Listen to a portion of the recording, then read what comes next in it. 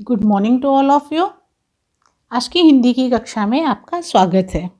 आज हम पढ़ेंगे आपकी प्रतिभा की पाठ्य पुस्तक से पाठ 9 वसंत ऋतु।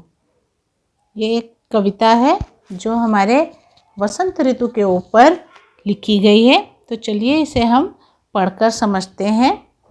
फूल फूल पर झूल झूल कर भौरे गाते हैं गाना, अर्थात फूल फूल पर झूल झूल कर भौरे गाते हैं गाना। भौरे जो हैं वह सभी वसंत ऋतु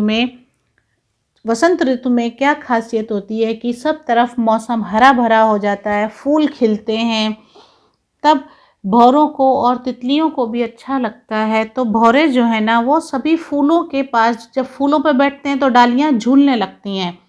तो खुशी के मारे फूलों फूलों पर जाकर बैठकर गाना गा रहे हैं और झूल रहे हैं।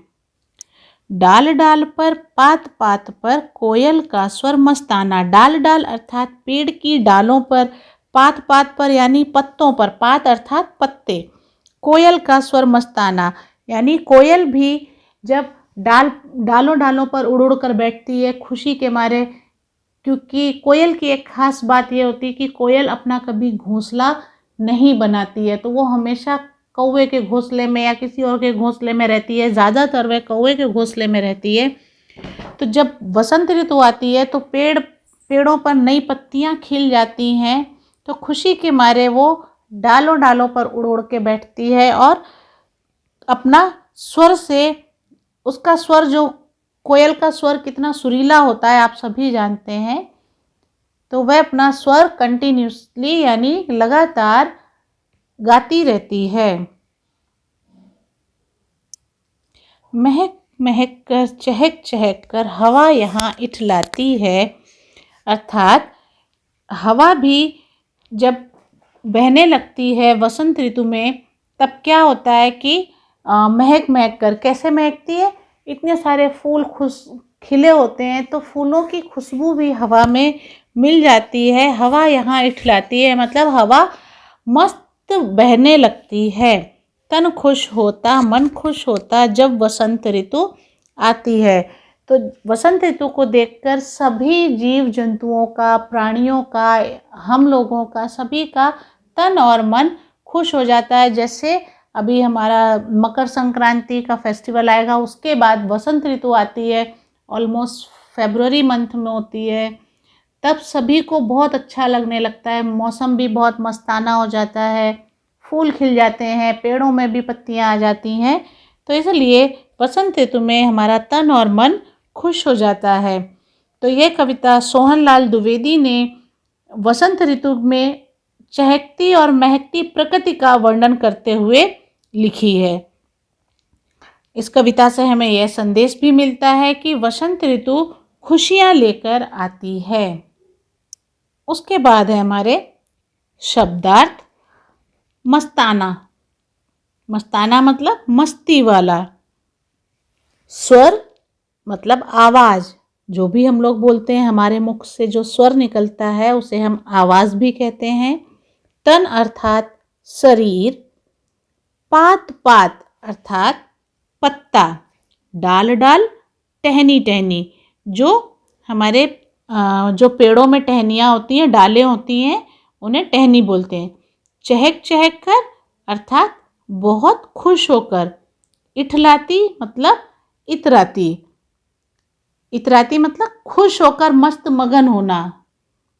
ऋतु मतलब मौसम, जो हमारी ऋतु होती है ना उसे हम मौसम भी कहते हैं। चलिए अब हम अभ्यास को हल करते हैं। पहला प्रश्न है, दिए गए प्रश्नों के उत्तर में सही का निशान लगाइए।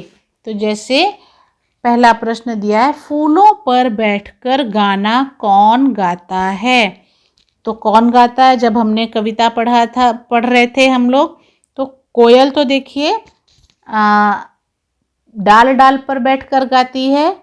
चिड़िया का हमारी कविता में कहीं नाम नहीं आया है। तो भौरा, तो इस तरह से हम यहाँ पर सही का निशान लगाएंगे।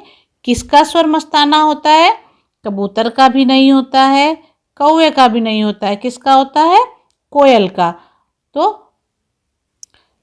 इस तरह से यहाँ सही का निशान लगाएंगे। अगला प्रश्न है, दिए गए शब्दों के समान लय वाले शब्द छांटकर लिखिए। तो देखिए, इस तरफ कुछ शब्द दिए गए हैं, आप अपनी टेक्स्ट बुक खोल कर देखिए, उसमें कुछ शब्द दिए गए हैं, उनसे हमें छांटकर समान लय वाले शब्द लिखने हैं। जैसे फूल है तो फूल का झूल होता है, महक, चहक, तन, मन, पर, कर, चाल, डाल, वहाँ और यहाँ। अगले प्रश्न पर आएंगे, समान अर्थ वाले शब्दों का मिलान कीजिए। तो देखिए, जिन शब्दों के अर्थ समान हैं हम उनको मिलाएंगे। जैसे फूल, तो फूल और पुष्प दोनों का मतलब एक ही होता है, दोनों एक ही अर्थ के हैं। पात या पत्ता, खुश या प्रसन्न, डाल और टहनी, तन अर्थात शरीर, ऋतु अर्थात मौसम। इस तरह से हम ये समान अर्थ वाले शब्दों को मिलाएंगे। अगला प्रश्न है, दिए गए शब्दों का वाक्य में प्रयोग कीजिए। जैसे फूल फूल, तो तितलियां फूल फूल से रस लेती हैं। या फिर आप ये भी लिख सकते हैं, भौरे फूल फूल पर बैठकर गाना गाते हैं। डाल डाल, चिड़ियां डाल डाल पर बैठती हैं। चहक चहक, चिड़ियां चहक चहक कर गाती हैं। इस तरह से इन शब्दों पर हमें वाक्य बनाने हैं या इन शब्दों का वाक्य में प्रयोग करना है। अगला प्रश्न है, ऐसी किन्हीं दो चीज़ों के नाम लिखिए जो निम्नलिखित मौसम में प्रयोग होते हैं। जैसे सर्दी, तो सर्दी में हम क्या प्रयोग करते हैं? रज़ाई और कोट। बरसात, तो बरसात में हम छाता और रेन कोट का प्रयोग करते हैं। गर्मी, गर्मी में कूलर और पंखा का प्रयोग करते हैं।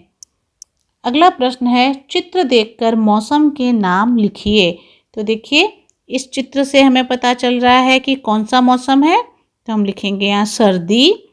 ये चित्र भी देखकर हमें पता चल रहा है कि हमारा कौन सा मौसम होगा, गर्मी। इससे भी हम पता कर सकते हैं कि ये किस मौसम की बात की जा रही है। जी हाँ, बरसात। और ये अभी हमने जिसके बारे में कविता पढ़ी, हाँ, वसंत ऋतु के बारे में चित्र दिया गया है। तो मेरे प्यारे विद्यार्थियों, आज के पाठ में बस इतना ही। अगली कक्षा में फिर हम एक नए पाठ के साथ मिलेंगे। तब तक के लिए स्वस्थ रहिए, सुरक्षित रहिए और घर पर रहिए। धन्यवाद।